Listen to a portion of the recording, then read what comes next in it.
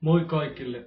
Vuonna 1927 mies nimeltä Leopold Lightcape palkataan johtamaan matkailijakeskus Aulanko Karlberg Oyn hotellia ja ravintolaa, jonka vaiheesta ja rakennuttajasta kerroin edellisessä videossa. Leopold syntyi Itävallan Wienissä 1875 ja oli ennen Aulangolle saapumistaan ehtinyt varsinaisena toiminnanmiehenä tehdä kirjaimellisesti yhtä ja toista. Nuoruudesta ei löydy tietoja, mutta noin 30 vuoden iässä Leopoldi tiedetään toimineen Lübeckissä kukkakauppiaana Friedemannin sisarusten kanssa. Vuonna 1911 kukkakauppa Friedemann Lightcape osallistuu kukkanäyttelyyn ja Leopold saa diplomin, jota hän myöhemmin esittelee yliopiston insinööridiplomina. 1912 Leopold saapuu Suomeen, tapaa suomalaisen Helvin ja avioituu tämän kanssa vuonna 1913. Samoihin aikoihin Leopold ryhtyy esittelemään itsensä arkkitehti-insinöörinä. Ennen sisällissotaa perhe, joka on nyt kasvanut 3 tyttärellä, muuttaa Ruotsiin ja Leopold perustaa oman insinööritoimiston. Insinööritoimiston ajasta ei löydy muuta tietoa kuin perustamistiedot, mutta sen sijaan sen aikaisessa ruotsalaisessa lehdessä on juttu, joka yllättäen kertoo Leopold Lightcapen toimineen luvatta saksalaisena terveysviranomaisena. Sisällissodan jälkeen noin vuonna 1920 perhe palaa Suomeen ja Leopold perustaa yrityksiä, muun muassa insinööritoimiston. Seuraavaksi moni osaaja luopuu insinöörihommistaan, ostaa Helsingistä ravintolan ja luonnollisestikin ryhtyy itse ravintoloitsijaksi. Ravintolaansa hän ensitöikseen teettää kattavan remontin, jättää kirvesmiesten ja maalarien palkat maksamatta, heittää maalipytyt ulos ikkunasta ja kuten arvata saattaa löytää itsensä protestilistalta vuoteen 1922 mennessä. Vuonna 1924 Muusikoiden liitto asettaa Lightcapen ravintola Palladiumin työsaartoon maksamattomien palkkojen takia. Vuonna 1924 Lightcape hakee saksalaisena Suomen kansalaisuutta, mutta ei saa sitä. Kieltolaki on tähän aikaan voimassa, mutta Leopoldin ravintolassa viina virtaa tiskin alta. Omien juomien nauttiminen Leopoldin tiloissa on tietysti kielletty.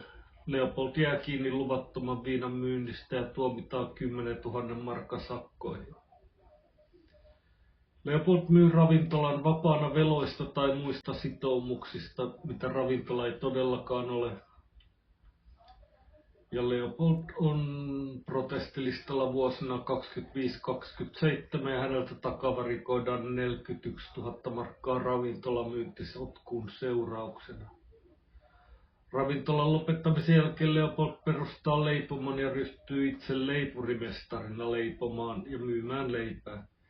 Leipomon kukoistuksen aika on ilmeisesti hyvin lyhyt, koska löytyy maininta jo vuodelta 1927, minkä mukaan Leopold kauppaakin pölyimureita. Kuten tarina alussa kerroin, 1927 Leopold Lightcape ja hänen vaimonsa palkataan johtamaan vasta avattua matkailijakeskus Aulanko Karlberg Oyn hotellia ja ravintolaa Hämeenlinnassa. Siitäkin huolimatta, että johtokuntaa varoitetaan palkkaamasta Lightcapea. Vuoden loppuun mennessä Lightcapet ovat pahasti riitautuneet matkailijakeskuksen johtokunnan kanssa ja sen seurauksena heidät erotetaan tehtävistään. Riitautumisen syyksi on mainittu muun muassa pariskunnan olematon suomen kielen taito ja palveluiden järjettömät hinnat. Kritiikin kohteeksi jouduttua Lightcape ryhtyy kiristämään tiedoillaan Hämeenlinnan silmää tekevien niin sanotulla omilla pulloilla. Toisin sanoen Leopold on myös jatkanut luvatonta viinanmyyntiä ja uhkaa nyt paljastaa nimekkäät viinannauttijat sosiaaliministeriöön. samalla kun vetoaa raivokkaasti olemassa olemattomaan 3 vuoden määräaikaiseen työsopimukseensa. Lightcapeit ovat asuneet palvelusaikana Aulangon hotellissa omassa työsuhdeasunnossa ja kieltäytyvät nyt lähtemästä. Hotellille on jo palkattu muun muassa hotellikämpissä palvelut uusi johtaja, joka ei voi ottaa tehtävänsä vastaan, koska pariskunta Lightcape ei poistu Aulangolta. Johtokunta sulkee hotellin toistaiseksi, ja vaikka Lightcapeit halutaan yksinkertaisesti heittää tavaroineen ulos, päätyy johtokunta kuitenkin sivistyneempään ratkaisuun ja hakee pariskunnalle oikeuden kautta häätöä. Keskiviikkona tammikuun 25. päivä herra Lightcape lähtee kello 10.15 junalla Helsinkiin. 26. päivä torstaina rouva pyytää palvelijatarta sytyttämään tule herra Lightcapein toimistohuoneen uuniin, että herralla olisi lämmin työskennellä siellä, kun palaa Helsingistä. Esitettyä pyynnön tulien sytyttämistä toimistohuoneeseen rouva Lightcape menee 2 tyttärensä kanssa makuuhuoneeseensa syömään. Erikoisesta ruokailutilan valinnasta mainittakoon, että Lightcapeille ei enää toimiteta lämmityspuita, joten vain muutamat huoneet voidaan pitää lämmitettyinä. Tästä nimenomaisesta aamusta löytyy sellainen tarkka maininta, että palvelijatar lämmittää toimistohuoneen löytämällään pölkyllä, jonka hän itse hakkaa klapeiksi. Hyvin lähellä toimistohuoneen uunia on nojatuoli, joka on suojattu puulevyllä. Kun toimistohuoneen uuni on saatu sytytettyä, rouva kehottaa palvelijatarta vetäytymään omaan huoneeseensa syömään. Rouva palaa omaan makuuhuoneeseensa hakemaan likaiset astiat ja haistaa palaneen kärryn, jonka olettaa tulevan keittiöstä. Keittiössä ei kuitenkaan pala mitään. Rouva palaa käytävään ja sieltä toimistohuoneen ovelle avaa oven ja näkee huoneen oleva täynnä savua ja uuniedustan liekeissä. Rouva huutaa palvelijattareille, tuli on irti, ja juoksee lastenhuoneeseen hakemaan tyttärensä turvaan, minkä jälkeen ryhtyy palvelijattarensa kanssa kantamaan tavaroita ulos huoneesta. Toinen tyttäristä komennetaan juoksemaan puutarhurin luokse ja kehoittamaan tätä soittamaan palokunnan paikalle. Tiedon saatua puutarhuri lähettää hotellin hevoskuskin palopaikalle naisten avuksi. Rouva ei puhuttele kuskia, vaan jatkaa tavaroiden kantamista omien sanojensa mukaan olettaen, että palvelijatar kertoo kuskille palon sijainnista. Kukaan ei siis lopulta kerro kuskille mitään, vaan tämä lähtee omatoimisesti kiertämään huoneita ja löytää lopulta toimistushuoneen liekehtivän puulevyn ja kytevän nojatuolin. Kuski juoksee hakemaan keittiöstä saavillisen vettä, palaa toimistohuoneeseen ja saa tällä välin syttyneet tapetit sammumaan. Palo ei kuitenkaan täysin tukahdu, vaan kuski valjastaa kiireellä hevosen ja lähtee veden hakumatkalle naapuriin. Palopaikalle ehtii tässä vaiheessa myös palokunnalle soittamaan jäänyt puutarhuri, joka käskee naisia kantamaan ilmeisesti käytäville koottuja huonekaluja pois palokunnan tieltä.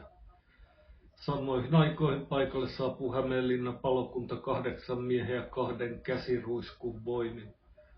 Palokunnan tullessa pihaa toimistohuoneen ikkunat rikkoutuvat ja liekit iskevät voimalla ulos ikkuna-aukoista.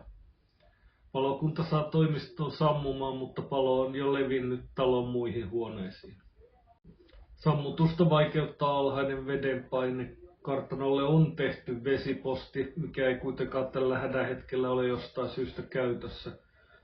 Avuksi saapuu myös 2 vapaa-palokuntaa alkuillasta 6:30 aikaan. Palokunta kuitenkin joutuu toteamaan, ettei kartanon rakennusta pystytä pelastamaan ja ryhtyy suojaamaan alueen muita rakennuksia. Tässä vaiheessa apujoukkoja on riittävästi, muun muassa varuskuntaa, ja vettä kannetaan järvestä. Kiitos kaikkien uurastuksen, muut rakennukset säästyvät riehuvalta palolta.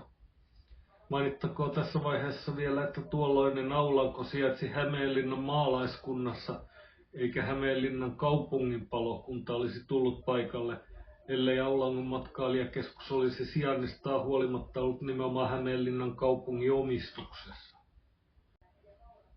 Lightcapin pariskuntaa syytetään Aulangon kartanon tulipalosta heidän katsotaan syyllistyneen tulipalon tuottamukselliseen aikaansaamiseen. Heitä syytettiin muun muassa siitä, ettei tulipaloa heti havaitsemishetkellä yritetty millään tavalla sammuttaa, eikä paikalle tulleelle kuskille kerrottu tarkkaa palon sijaintia eikä mistä sammutusvälineet löytyvät. Tämän lisäksi rouvan katsottiin jättäneen kaikki ovet avoimiksi niin, että voimakas ilmavirta sai kiihdytettyä palon leviämistä. Palotutkinnan seurauksena havaittiin, että Lightcapit olivat varastoineet toimistohuoneeseen ja sen läheisyyteen nitroselluloosafilmiä, bensiiniä ja tärpättiä sekä valopetroolia. Nitroselluloosafilmi on äärimmäisen tulearkkaa vuotta. Aikaisemmin oli vastaava filmi sytyttään polttanut kokonaisen elokuvateatterin Tampereella.